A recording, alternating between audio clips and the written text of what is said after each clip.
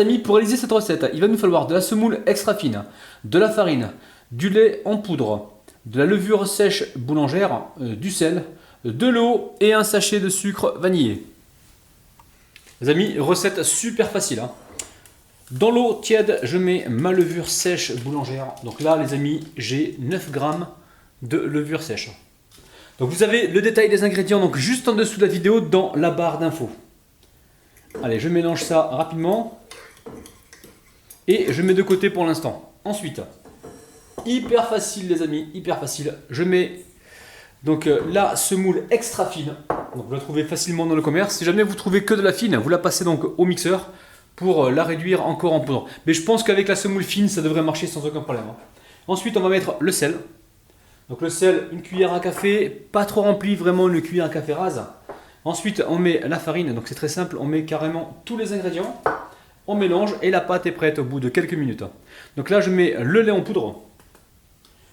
Ici, j'ai mon sucre vanillé maison.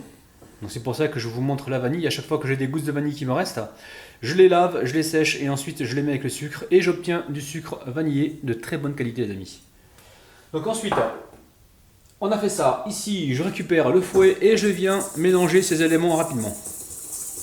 Là, le but du jeu, c'est de disperser le sel pour éviter qu'elle soit trop en contact avec la levure. Mais les amis, d'après de nouvelles études, il paraît que le sel ne désactiverait pas la levure. Il y a quelques études qui ont montré ça. Donc ça m'intéresse de connaître donc vos avis en commentaire, les amis.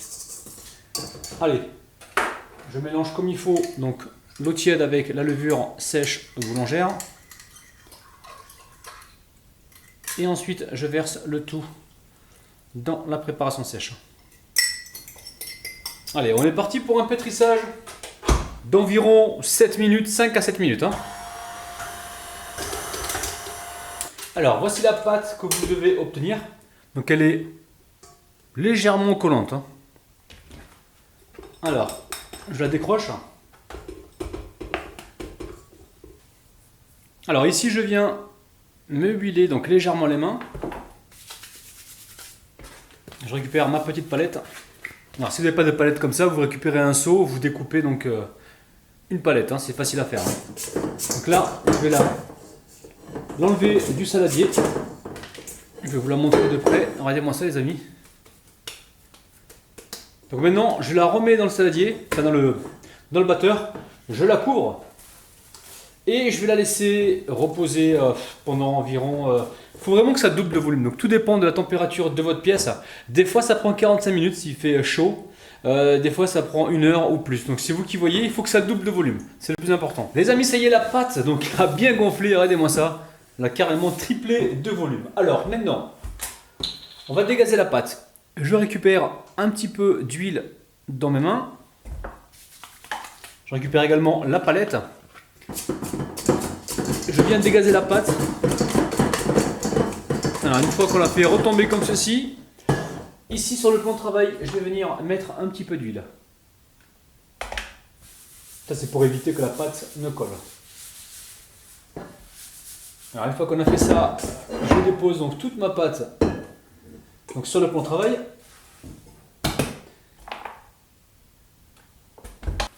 Alors assurez-vous d'avoir les mains donc bien huilées. Et là, je vais venir récupérer des boules. On a une pâte qui est souple, c'est un truc de dingue les amis. Je sens qu'on va se régaler.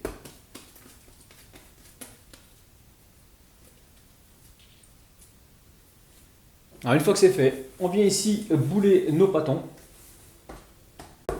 Alors quand c'est fait, je répartis l'huile sur le plan de travail. Et ici, je viens écraser un petit peu mon pâton. Donc là, on va lui donner donc la forme des beignets. On n'hésite pas, on retourne encore une fois. Une fois qu'on les a étalés comme ceci, on va les mettre de côté, donc toujours sur le plan de travail huilé. On récupère un deuxième bâton et ici je récupère soit du papier cuisson ou soit un papier film, justement pour protéger nos pâtons. Et là, rebelote, c'est pareil. Donc pendant ce temps, vous pensez à mettre l'huile à chauffer les amis. Donc là, on va les laisser reposer encore 15 minutes. Ils vont repousser légèrement. Et pendant ce temps-là, vous pensez à mettre votre huile à chauffer. Donc là je vous les montre, regardez-moi ça. Donc veillez à ce qu'il y ait un petit peu d'huile dessus quand même pour pas que ça colle. Les amis, je pense que l'huile est suffisamment chaude. Je récupère ici un petit beignet et je le mets directement dans la friture. Et là, j'hésite pas à l'arroser comme ceci. Alors, le fait de l'arroser, ça va faire apparaître les bulles.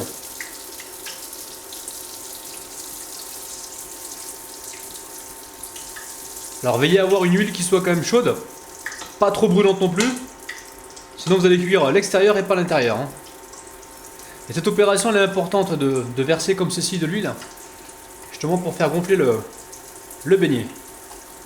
Alors avec la pince, ici on va vérifier le dessous, ça commence à colorer, voilà, et on retourne. Et ce beignet on va pouvoir le retourner donc plusieurs fois. Et là pareil, on va venir l'arroser d'huile.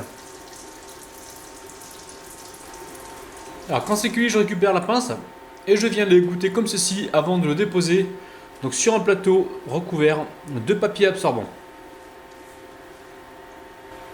Là on attend quelques secondes que l'huile remonte en température et on va pouvoir récupérer donc notre beignet. Et là aussitôt on vient l'arroser avec de l'huile.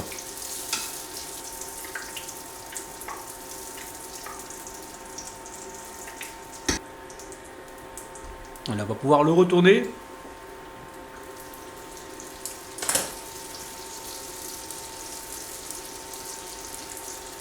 Alors franchement, vous n'êtes pas obligé de le faire aussi gros. Hein. Là, c'est vraiment pour toute la famille. Et ce sont des beignets à partager. Hein.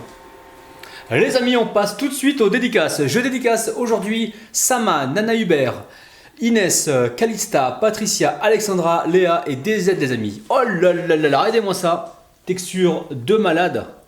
Donc c'est vraiment super génial, hein. Je vous les montre de près, regardez-moi ça. Alors je vous raconte ma petite histoire et ensuite on coupera donc le beignet pour voir ce qu'il en est. Alors en fait ces beignets là, ils ressemblent un petit peu à mes joues quand j'étais petit.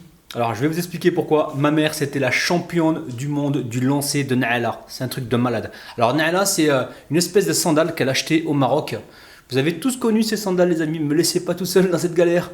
Des sandales ultra compactes. En plastique, il y en avait des bleus, des roses. Alors en fait, quand elle allait au Maroc pour acheter les sandales, jamais elle les essayait. Elle les prenait comme ça, il fallait vraiment que les sandales aient une bonne prise pour justement avoir un bon lancer. Donc on y allait avec elle, on les choisissait carrément avec elle, c'était un truc de dingue. De temps en temps, moi à l'école, on m'appelait la gaufrette. Tellement j'avais la joue gaufrée de temps en temps. Mais en fait, elle me visait de loin, mais c'était moi qui étais en tort parce que je faisais énormément de conneries quoi. Et en fait, avec ça là, je te jure... J'avais beau être à 10 mètres ou 15 mètres, à pile poil sur la joue, et le Naila, elle n'arrive pas côté verso, elle arrivait de l'autre côté. Hein. C'était un truc de dingue. Bon, je suis content de ma petite histoire. Je me suis un petit peu humilié. Allez, c'est parti. Je vais essayer de me rattraper en coupant donc le beignet pour vous montrer l'intérieur. Donc, bismillah les amis, regardez-moi ça. C'est un truc de dingue. Alors, je vous montre l'intérieur. Regardez-moi ça.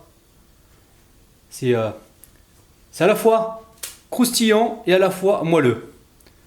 Allez, c'est parti pour la dégustation. Je vais quand même la faire juste avant le ramadan. Alors les amis, si j'ai un conseil à vous donner pour cette recette, n'aplatissez pas trop vos pâtons avant de les cuire. Il faut vraiment que ce soit un petit peu épais de façon à ce qu'on ait un bon résultat. Si c'est trop plat, vous allez vous retrouver avec par exemple ce beignet, je l'ai trop aplati. Et là, bon, il est bon, il est nickel. Hein. Je vais même l'ouvrir de l'intérieur pour vous faire voir. Il est super, mais en fait il est trop plat. Donc arrangez-vous pour avoir un pâton qui soit un petit peu épais, de façon à ce que quand il cuise, il ait une jolie forme donc au final. Donc les amis, comme d'habitude, hein, si vous réalisez la recette, n'oubliez pas de m'envoyer toutes vos photos sur ma page Facebook. Vous allez pouvoir également réaliser cette recette et m'envoyer des petites vidéos parce que les petites vidéos ça me fait très plaisir. Et donc ces beignets, vous allez pouvoir les arroser de sucre, vous allez pouvoir les consommer avec du miel, de la confiture, du Nutella, du chocolat. C'est vous qui choisissez les amis. Oh là là là là.